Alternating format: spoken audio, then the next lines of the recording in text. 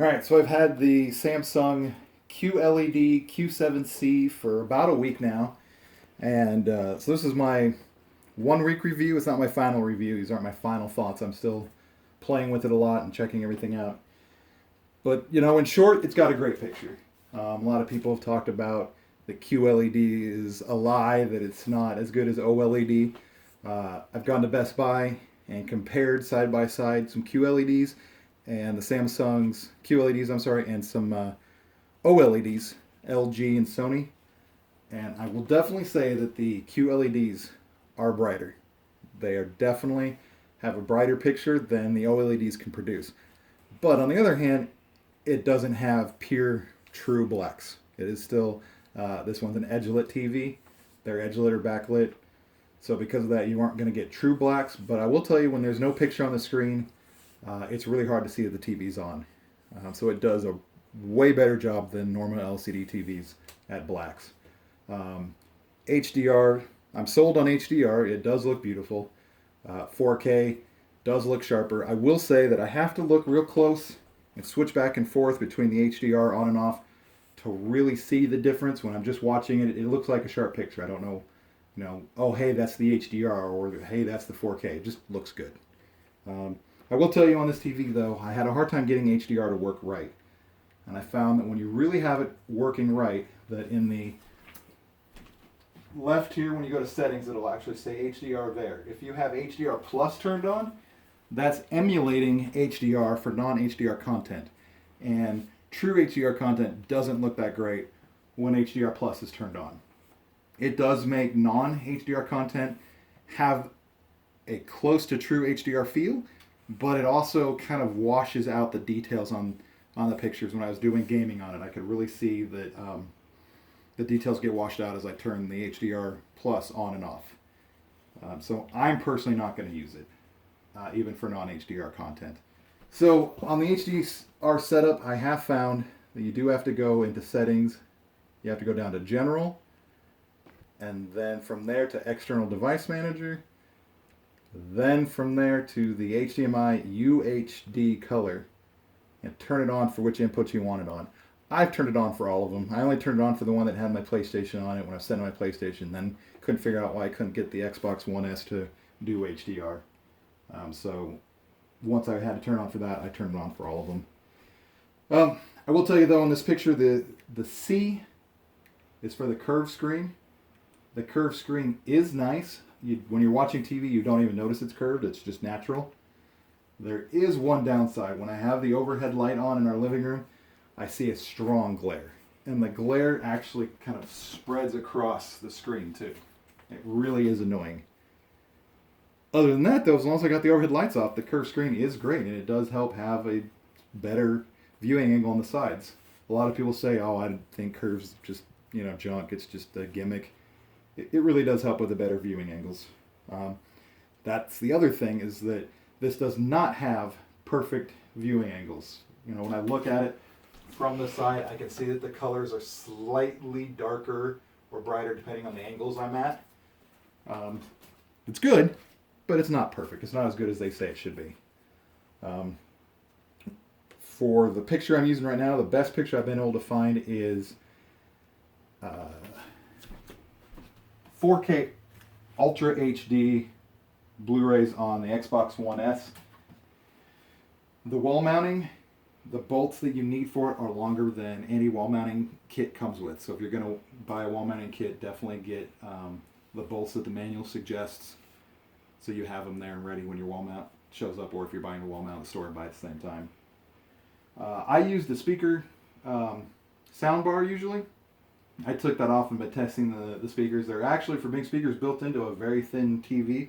They're not bad. They, of course, don't have the low frequency range that the subwoofer on my soundbar has. But, for built-in TV, it's definitely good. Still not as good as the soundbar, though. I'm going to go back to the soundbar. Okay, the built-in apps. I talked about the Amazon app. It's a good one. The Netflix, I had to figure out that I had to pay $2 more a month to be able to get the 4K content on Netflix. I haven't found any true HDR content. Like I said, it's true when off the side there it actually says HDR like we've got right now. But on Amazon, it was really easy to tell which was and which wasn't because it actually would have an HDR marker on the video's info screen. The really weird thing is that I've got the digital copy of Lucy here on Voodoo, and that is the 4K, but the built-in Voodoo app doesn't do 4K for some reason. I have no idea why. The one on the Xbox One S does, and it's fine. It's not HDR, so it's still better to do the actual disc. But it's just really weird that the Voodoo app doesn't do it. And as I'm talking about the Xbox, I have a bit of an issue with the fact that it only has 4 inputs here. It's got 4 HDMI inputs in the back of this box. And very rarely do you find a TV that has more than 4 HDMI inputs, but you also have component input and VGA input. And I've been able to supplement these the 4 HDMIs on my other TVs by, for example, having the Wii U hooked up with component. I had my old Xbox 360 hooked up with VGA. So I don't normally have this out where you can see it, but I've had to get a HDMI switch, and I've got one that automatically switches back and forth to help have all my inputs. Yeah, I've got a lot of inputs, but most people who, especially people who are going to be able to afford this TV, are probably people that can also afford to have a bunch of extra gadgets hooked up to it. So I think that might be an issue for other people buying this. The remote is supposed to be able to control everything for you. It does work on everything that has a remote that I've got, but it's not as intuitive as the built-in remotes or controllers. For example, on the Xbox One, I couldn't find any way with this remote to actually just go to the Xbox guide. You know, it's got that guide button, the Xbox shape button. Same thing for the PS4. But it does work for media on both of them. You know, of course, for games you have to use controllers. For the cable box, I use Google Fiber, and I was able to find all the commands for it. When I talk about find, there's actually on the remote a button that has the 4 colors on it. And when I push that, it actually shows where I can actually have the B button simulated from the controller, the A, the Y, the X. For Blu-ray players, it's the 4 colored buttons that the Blu-ray players have. It has built into it a play pause button. While I'm talking about that, it has voice commands where I can hold down, pause. But that's just not as intuitive as just hitting the play pause button. Now there are some voice commands that are helpful. For example, I can Amazon Video, and it'll automatically switch to the Amazon Video app. So that's nice. That helps me avoid all the menus. I've been trying to use voice commands to really get the features, because they really kind of are pushing that this remote, you know, is a great remote that does everything. But to really get everything, you have to have the voice commands. As I talked about, I'll go and bring up one of the videos. It says right there HDR on it, so I know I'm going to be getting an HDR video. These underwater documentaries do great at showing the HDR. It does take a little while for it to get sharp as I go. As I keep playing, the image will get sharper and sharper and sharper till it's finally, you know, streaming at the full resolution. Like right now, it's really pixelated. I don't know if my camera's picking that up or not. So these are some of my first impressions, just kind of my ramblings on about it. So I apologize, it was kind of disorganized. In general, it's a beautiful TV.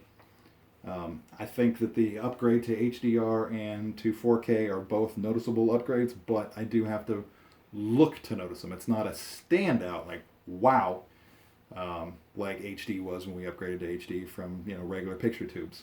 But it definitely is good looking. I don't know if I would ever want to go back and have my main TV not have HDR and 4K. That said, a lot of the content we view, you know, cable is still just 1080p at the best, with low bit rates a lot of times, and definitely no HDR. So a lot of our viewing is still standard. So hopefully content will catch up with them too. All right, guys, I'll come back with a much more poignant, to the point, not so rambling, full review maybe in another week or two. Bye.